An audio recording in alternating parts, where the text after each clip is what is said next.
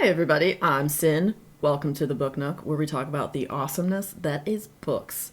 Today we are going to talk about a book called Ghoul in the Cape by Josh Malerman. This is the tome right here.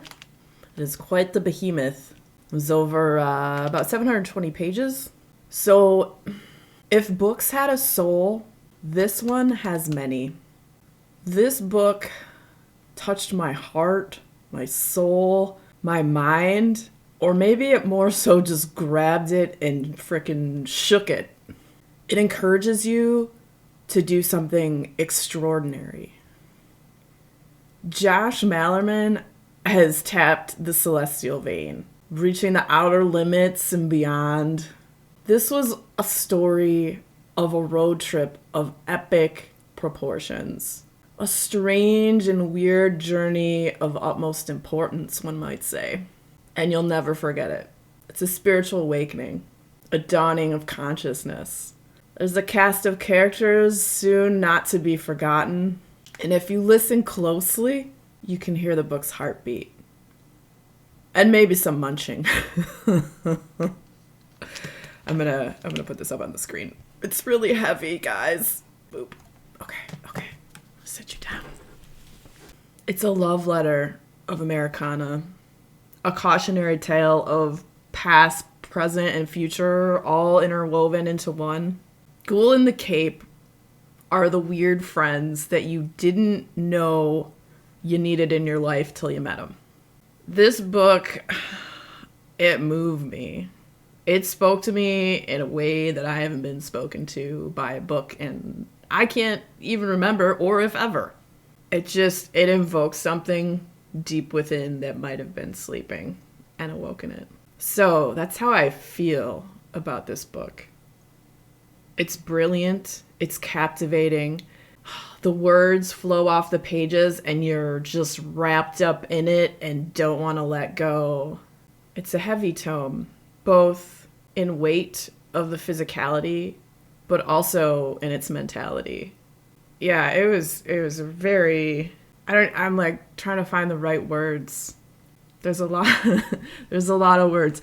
This is a book, he says at the end, there's an afterword, that there's a book that there are different kinds of songs, There's pop songs, and then there's songs with a lot of music in them, like a Rush song, or Dream Theater, or Pink Floyd.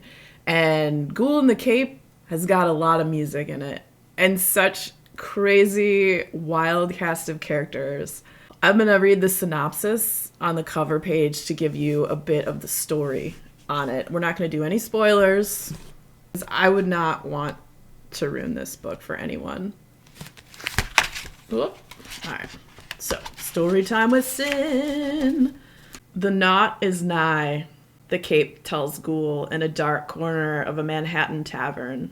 The knot is a nefarious celestial entity that is capable of tipping the balance of good and bad and all on Earth. Or so the Cape claims. They must leave at once. Travel west. Will Ghoul go with him? Will Ghoul help the Cape outpace this horror while spreading the word of its arrival to everyone they meet? So begins the adventure of a lifetime. As Ghoul in the Cape travel across America and beyond, picking up other eccentrics along the way, even as they duck the knot's many dark agents. A destructor the size of a planet. A man made entirely of flowing blood. A knife that reflects time and space as it cuts. From a haunted jail and a cowboy graveyard to the home of the most famous woman in the world.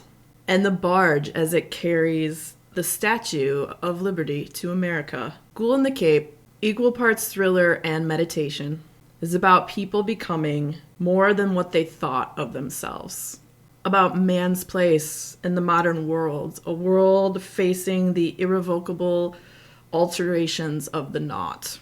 An interstellar story, a slasher story, a late bloomer coming of age story, and an American story too.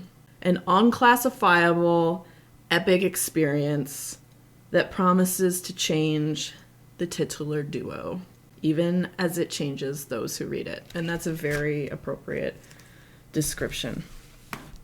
What is my rating for this, you ask?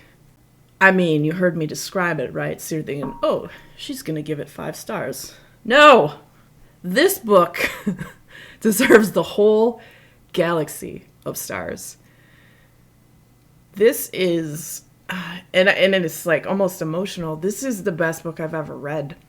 I've never thought that about any book ever. I've read hundreds. This is making me teary-eyed. What the hell? I've read hundreds of books. I've never been this moved. Take that with what you will, and, you have to experience it for yourself. Maybe it's time, place, mindset, all of those things. Not everybody wants to read a book with elements of horror, but there's so many good things in this book that can be taken away with it. And I don't know, man. This thing, like I said, it reached out and freaking grabbed and touched my soul. So yeah, Ghoul in the Cape is the best book I've ever read. Hands down. I know that's a very large statement, and I do not take that lightly.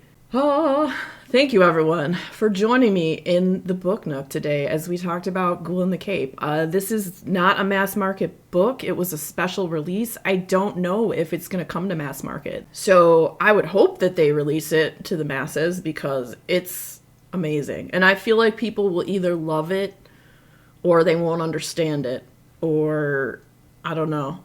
I hope that there's people out there who get as much out of it as I did, because it blew my freaking socks off. So thank you for joining me in the Book Nook today as we talked about the awesomeness that is books, the awesomeness that is this book.